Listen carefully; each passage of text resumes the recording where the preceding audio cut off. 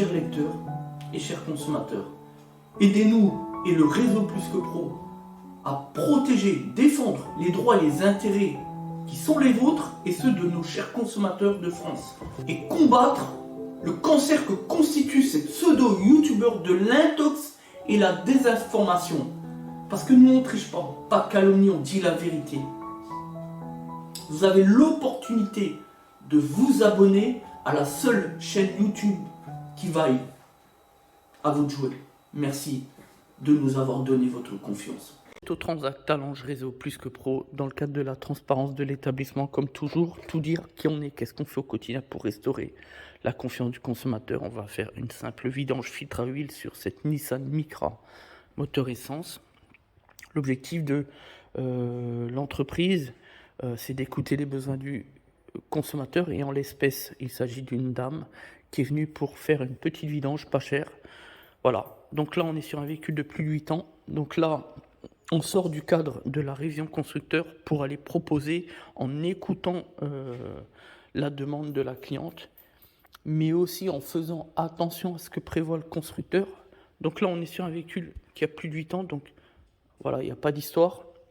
Et on va donc faire une simple vidange filtre à huile pour la cliente, parce que c'est ce dont elle a besoin. Et c'est ce qui convient de faire en fonction du kilométrage du véhicule. Donc tout va bien, il n'y a pas de souci. Et l'objectif aussi, c'est de limiter les coûts sur cet entretien. Voilà, ça c'est important aussi. D'une manière générale, quand on a un véhicule qui a 15 ans, on ne propose pas un entretien constructeur haut de gamme à 500 ou 600 euros, on est bien d'accord.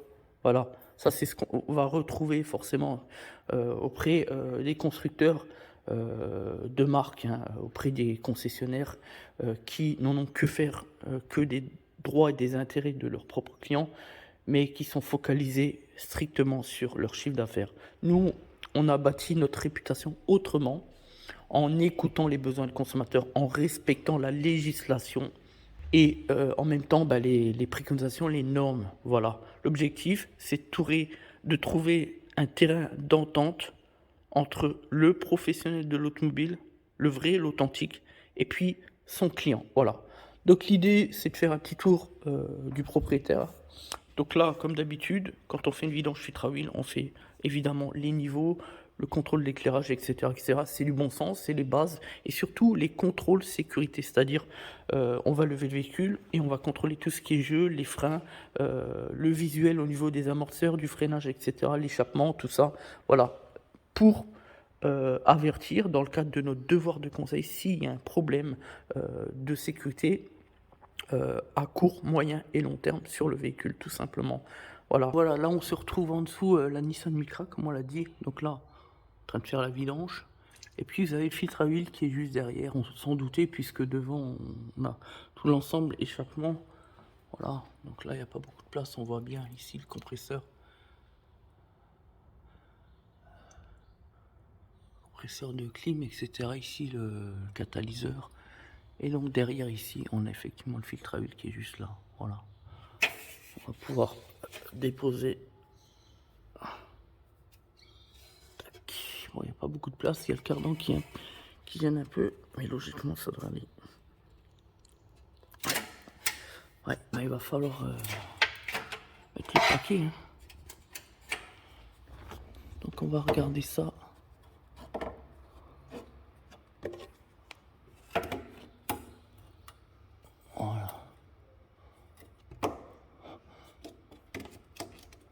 Voilà, on va se positionner comme ça.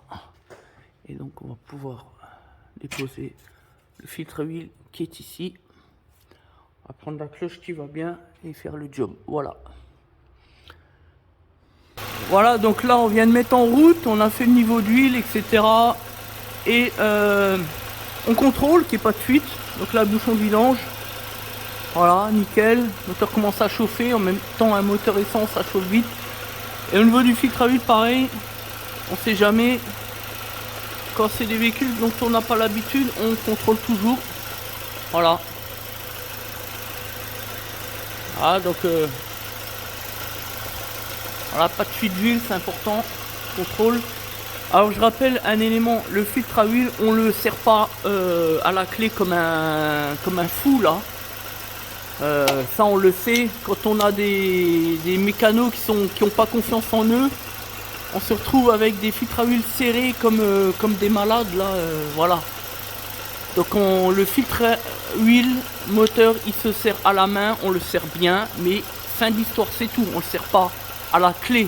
Parce qu'après, qu'est-ce qui se passe dans le filtre à huile? Tout simplement on n'arrive plus à le desserrer. Et on a même l'écrou de la modine là au niveau interne qui vient avec. Et puis voilà, puis même sans ça, voilà, on retrouve des filtres à huile qui sont complètement scellés. On n'arrive plus à déposer. Et puis c'est comme ça qu'on va chez le garagiste fraudeur qui va vous faire croire qu'il fait la vidange avec le filtre à huile, mais qui fait juste la vidange et qui change pas le filtre à huile comme si de rien n'était, vous voyez. Chez nous ça n'existe pas évidemment, vous l'avez bien compris. Voilà, on n'est pas l'entreprise la mieux notée de France en matière de satisfaction client pour rien. Voilà, donc là ça fait 5 minutes que ça tourne, tout va bien. Voilà, donc on a contrôlé tous les aimants de sécurité, hein, les freins.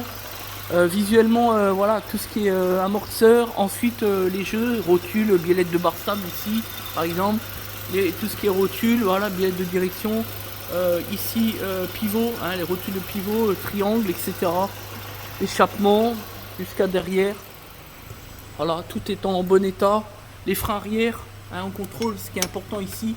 Là, si on n'a pas de trace, ça montre déjà que ça va, qu'il n'y a pas de fuite au niveau du cylindre de roue. Donc voilà, tout va bien, etc. L'échappement, c'est pareil.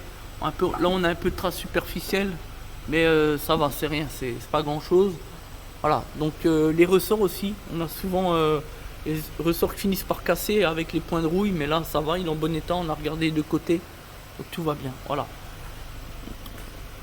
Point de détail, oui, qu'on a souvent les gens qui ont peur, qui voient des fuites d'eau vers ici, là, hein, vers la tablette, la partie arrière du groupe motopropulseur, c'est souvent juste l'évaporation de la clim. Voilà, quand on a un système de clim, on a le petit tuyau d'évaporateur et c'est une goutte d'eau qui tombe de temps en temps à ce niveau-là. Donc à ce niveau ici à peu près.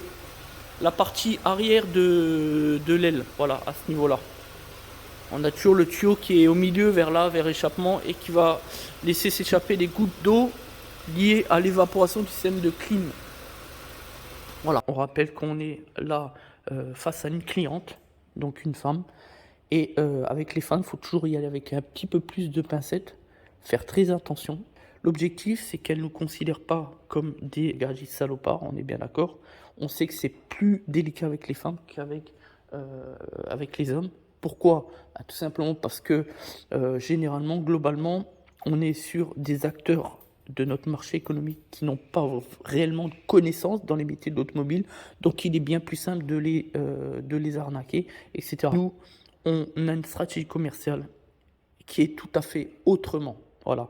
Nous, on écoute, on respecte, on considère nos clients, quels qu'ils soient, peu importe leur couleur de peau.